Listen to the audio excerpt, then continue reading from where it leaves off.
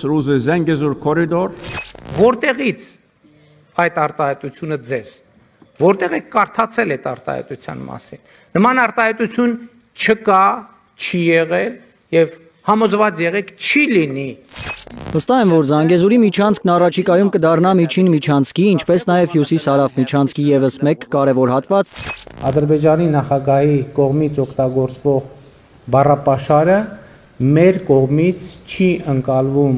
այն տրամաբանության մեջ, որը մենք համաձայնեցրել ենք Վաշինգտոնում through the Zengezur corridor. Ես խստորեն դատապարտում եմ ձեր կողմից ապա լեգիտիմ բառապաշարի օգտագործումը Occupation, military occupation. Միթե խաղաղությունը բավարար բերկրանք եւ բավարարվածություն չի պատճառում։ Ինձ օրինակ պատճառում է։ Միթե Թրամփի ձեռքը թեթև չի եղել Ալիևի ու Փաշինյանի ձեռքերին։ Եթե խաղաղությունը փաստ է, ապա ինչպես է Ադրբեջանի նախագահ օգտագործում բառապաշար, որ օգտագործում էր 1 տարի առաջ, 2 տարի առաջ, 3 տարի առաջ։ Իրենց սերը Ալիևի հետ երազ էր։ Ձեզ համար բերել եմ Երազ էր Ալիև-Փաշինյան սերը։ մեծ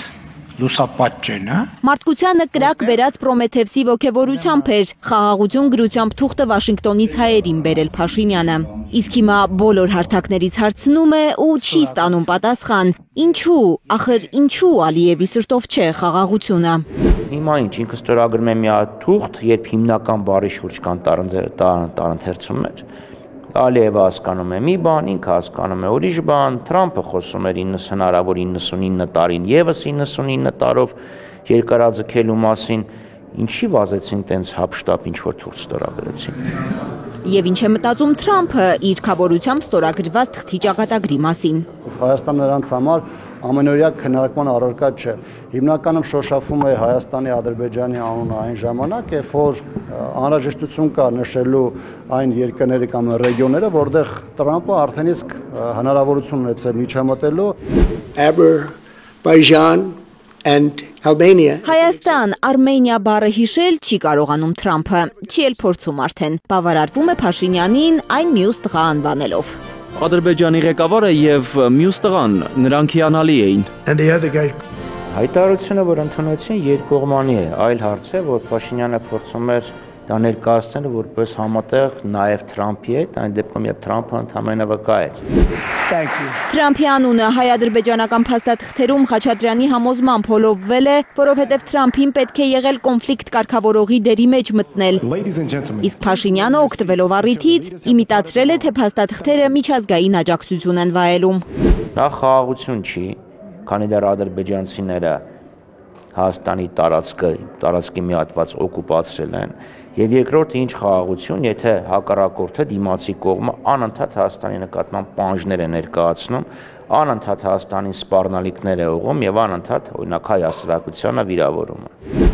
Կան հայ-ադրբեջանական կուլիսային պայմանավորվածություններ, վստահեցնում է խորհրդարանական ընդդիմությունը։ Շնորհակալ եմ շատ։ Պատահական չէ, որ Փաշինյանը ելույթից ելույթ ավելի ուղիղ է ասում, որ չի թույլատրելու արցախահայերին անգամ մտածել հայրենադարձման մասին։ Ես ուղիղ ասում եմ, որ ես դա իրատեսական չեմ համարում։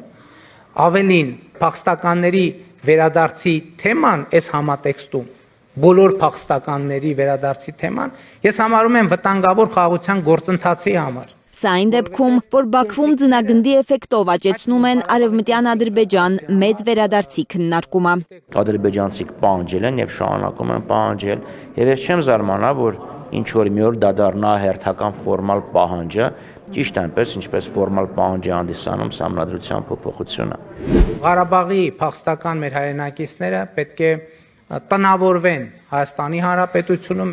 Փաշինյանը ինքը չի որոշում արցախցիների ճակատագիրը, արցախցիները իրենց իրավունքները չեն արտապատվիրակել Նիկոլ Փաշինյանին։ Արցախահայությունը կարող է հողին հավասարեցնել Փաշինյանի իլյուզիաները։ Արթուր Խաչատրյանի խոսքով նախադեպեր կան, տուն-տեղ կորցրած մարդիկ կարող են դիմել ՄԻԵԴ, պահանջել իրենց գույքի տնօրինման իրավունքը, եւ ՄԻԵԴ-ը կարող է բավարարել պահանջը։ Հիմա եթե մարդիկ նույն դիմումը ներկայացնեն, եւ միեդը համարժեք համանման որոշում կայացնի, Փաշինյանն ինչի անելու, պարտադրելու է, սպառնելու է, բանտարկելու է, որ մարդիկ չվերադառնան։